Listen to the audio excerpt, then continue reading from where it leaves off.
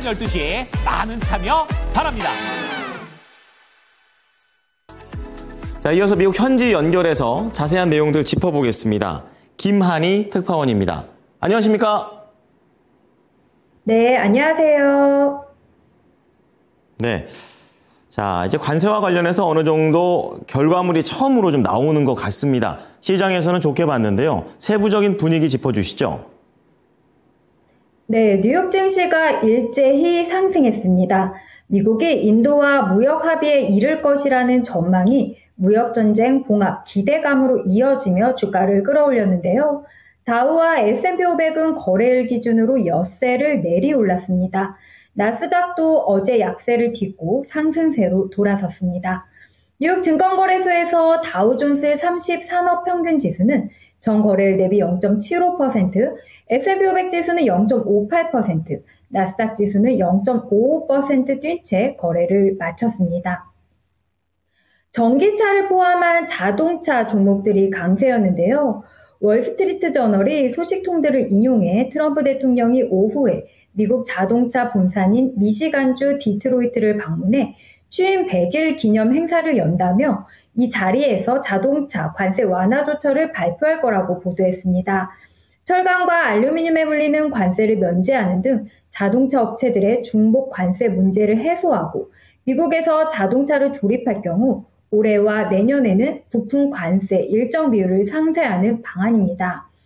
트럼프 대통령은 곧 미국 내에서 차량을 생산하는 자동차 제조업체들을 위해 25% 자동차 부품 관세 중 일부를 2년간 한시적으로 면제하는 행정명령에 서명할 예정입니다.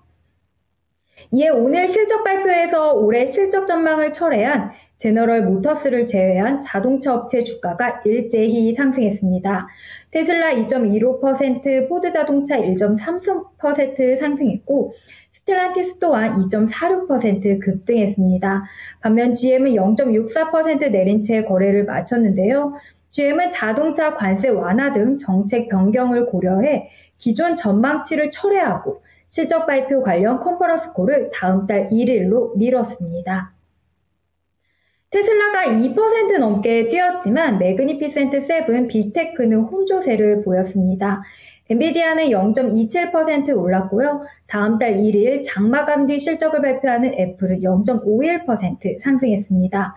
이날 모건 스탠리는 애플 목표 주가를 $220에서 $235로 높이고 비중 확대 추천 의견을 유지했습니다. 마이크로소프트와 메타 플랫폼스는 소폭 올랐고 알파벳과 아마존은 밀렸습니다. 특징주로는 시장 전망을 소폭 웃도는 분기 순이익을 발표한 코카콜라가 0.78% 올랐습니다. 미국과 갈등을 빚는 멕시코, 그린란드 문제가 겹친 덴마크, 가자 전쟁에 대한 반감이 높은 이슬람 지역에서 코카콜라 매출이 타격을 입고는 있지만 전 세계적으로 매출이 소폭 증가했다는 소식이 주가를 끌어올렸습니다. 코로나19 백신 업체 화이자는 기대 이상 분기 실적에 힘입어 3.2% 급등했습니다. 완성차 파트하고 그리고 기술주 같은 경우에는 약간 좀 내부적으로 좀 혼조세를 보이는 모습을 보였습니다. 자, 그런 가운데 미국 증시에서는 이제 관세와 관련해서도 이제 어느 정도 발표되는 것들이 있는데요. 세부적으로 짚어주시죠. 네, 오늘 관세와 관련해서는 하워드 러트닉 미국 상무장관이 트럼프 행정부가 첫 번째 무역 합의에 도달했다고 암시하면서 약세를 보였던 3대 지수가 일제히 상승 반전한 건데요. 그는 협상은 끝났지만 그 나라의 총리와 의회 승인을 기다려야 한다. 조만간 승인이 날 것으로 기대하고 있다고 말했습니다. 그가 총리를 언급한 것을 고려하면 인도 또는 일본일 가능성이 점쳐지는데요. 러트닉의 발언은 트럼프 대통령이 대부분의 국가를 대상으로 광범위한 관세 인상을 발표한 해방의 날 이후 거의 한 달 만에 나온 겁니다. 트럼프는 최근 몇 주 사이 수십 개국이 무역 협상에 대해 접촉해왔다고 밝혔지만 아직 공식적으로 발표된 합의는 없는데요. 일본, 한국, 인도가 유력한 협상 대상국으로 거론되고 있습니다. 관세 역량이 점차 드러나면서 미국 경기가 둔화하고 있다는 신호는 강해지고 있는데요. 미국 노동시장의 수요 흐름을 보여주는 구인 규모가 지난 3월 들어 감소한 것으로 나타났습니다. 미국 노동부가 공개한 구인 이직 보고서에 따르면 3월 미국의 구인 건수가 719만 건으로 집계됐는데 이는 작년 9월 이후 6개월 만에 가장 낮은 규모고 전문가 전망치도 밑돌았습니다. 다만 팬데믹 이전 수준과 비교하면 여전히 양호한 수준입니다. 관세에 의한 인플레이션 우려에 소비자들의 심리는 계속 악화되고 있는데요. 미국 경제조사단체인 컨퍼런스 보드는 4월 미국의 소비자 신뢰지수가 86으로 3월 대비 7.9포인트나 하락했다고 밝혔습니다. 지난달에 비해 큰 폭의 낙폭이자 전문가 전망치도 밑돈 건데요. 컨퍼런스 보드의 소비자 신뢰지수는 작년 12월 이후 5개월째 하락세를 이어가고 있습니다. 이 지수는 경제 주체의 심리를 반영한다는 측면에서 실물 경기의 선행 지표로 간주되거든요.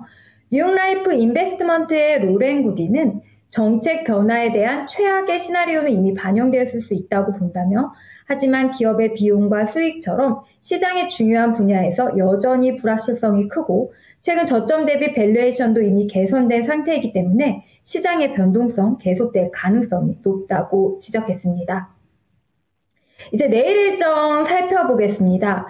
내일 중요한 지표가 참 많습니다. 먼저 100일간의 허니문을 끝낸 트럼프 2기 행정부가 드디어 내일 실질적인 첫 경제 성적표를 받아듭니다.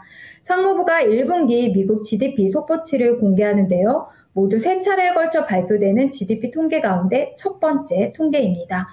또 주요 지표로 연준이 인플레이션 기준으로 삼는 PCE 물가지수 3월치도 공개됩니다.